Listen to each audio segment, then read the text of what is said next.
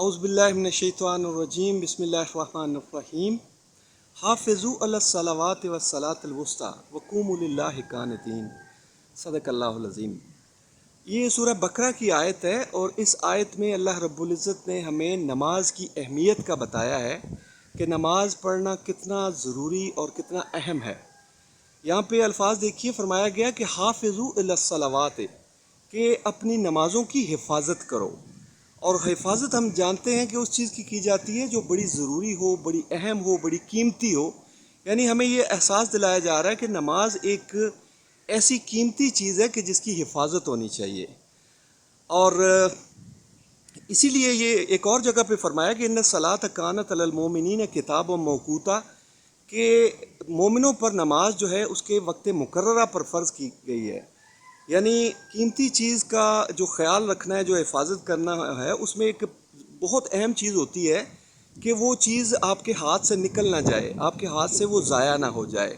तो नमाज को उसके वक्त मुकर्ररा पर पढ़ना जो है वो लाज़म किया गया है। अच्छा, इस आयत की आज अल्हम्दुलिल्लाह एक और तरीके से समझ आई, और वो ये कि कल का दिन मेरा काफ़ी बिज़ी गुज़रा।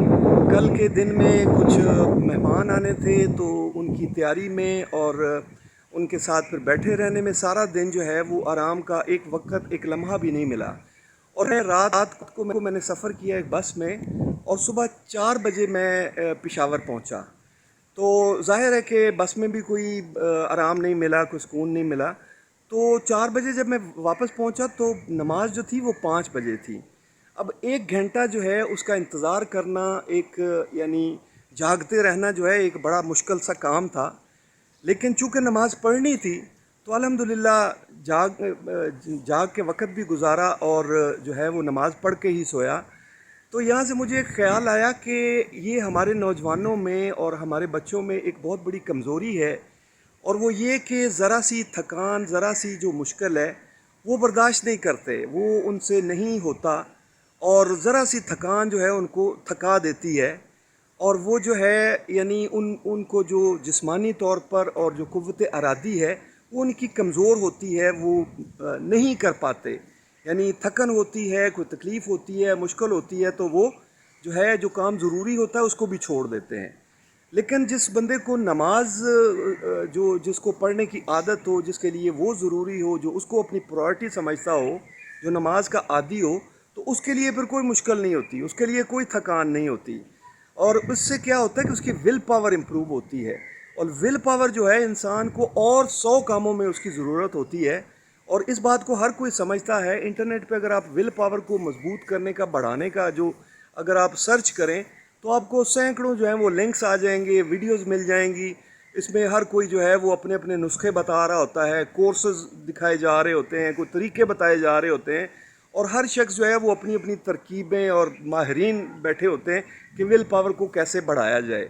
तो विल पावर को बढ़ाने का तो सबसे इम्पॉर्टेंट और सबसे आसान तरीका ये है कि नमाज को इंसान जो है वो अपना कायम करे। और जब वो नमाज को कायम करेगा तो फिर वो जितना भी थका हुआ होगा, जितनी भी मुश्किल में होगा, उसको पता होगा कि ये काम मैंने लाजमी करना है। तो अपने बच्चों के लिए अगर हम जो है उनकी शख्सियत पर, उनकी पर्सनैलिटी पर अगर हम काम करना चाहते हैं तो उनको नमाज का आदी बनाएं, नमाज की अहमियत का बताएं।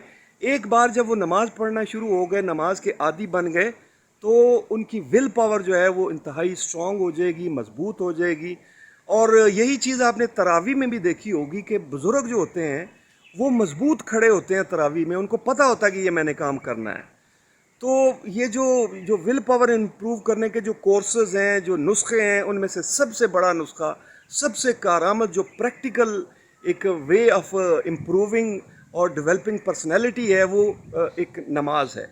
आई होप कि इसको हम समझ सकते हैं, आसान है समझना।